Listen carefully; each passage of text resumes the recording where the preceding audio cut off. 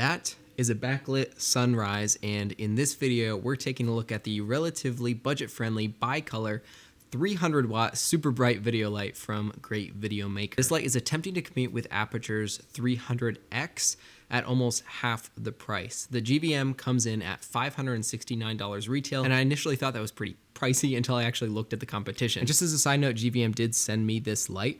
They're seeing this video when you do, so they don't have any input on the creative process, but you know, being sent a light for free does create some sort of bias in people who review gear, so just something to consider. And like I said, this light is about half the price of the Aperture with similar output and bi-color functionality. But one area that they did have to cut corners is the build quality. The light itself doesn't feel cheap by any means, but when you compare it to the build on something like Aperture's budget Amaran series, the Aperture definitely feels more premium. The enclosure is mostly plastic except for the yoke, which is all metal except for the tightening knobs. Even though the knobs are plastic, the light is held in place by two metal rosette mechanisms, which really feel solid once you tighten both sides down. Now, one drawback I did find with the yoke design was that you can't tilt the light straight up or else you'll hit the cable. Not sure if this is normal on other lights, but it's definitely something to consider if you're trying to shoot straight up. And even though the cable does lock in place at the light itself, the cable box doesn't have anything that you can hang it up with, like my Aperture 100D. This ends up leaving the cable being pulled by the weight of the box, which to me means I'll have to make or rig up something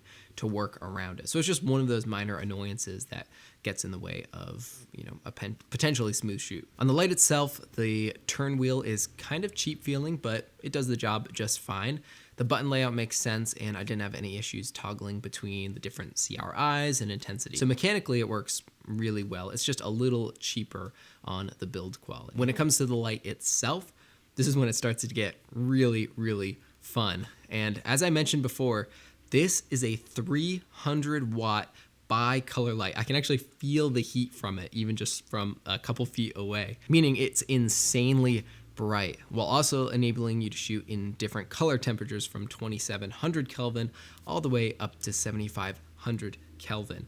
One side note, let me pause my script. They advertise this as almost twice the output as the Aperture 300X, and there's a reason for that, and it's that they advertise it as half a meter when it comes to the output measurements, whereas Aperture measures it at 1 meter, thus giving them a much higher light output than Aperture, but actually it's just because they kind of messed with the numbers and made it look like double when it's actually probably comparable to the Aperture. Now, to have a light at this price that allows you this kind of brightness and bi-color capability means this will be your go-to key light for so many scenarios and in so many lighting conditions. One example of those lighting conditions is this shot right here, and I intentionally shot this at sunrise in my apartment because the sun comes in right through this window, and I wanted you to see how bright this light can get in comparison to direct sunlight through just a sheer curtain. So this light has a ton of output, and I'll show you kind of a side-by-side of the Aperture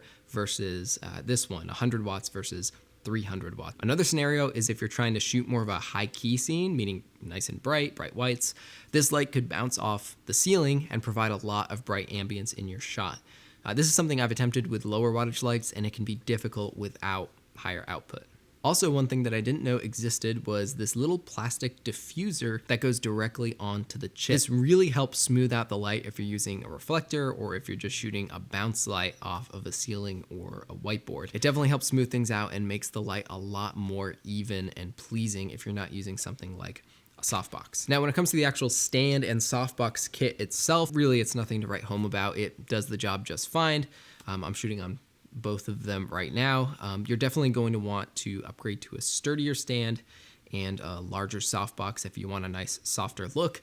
But if you just want a bright portable kit, you're pretty much good to go with this setup. And for me personally, if I were in the market for a bright bi-color light at this price point, I would definitely consider picking this one up. Thanks so much for watching.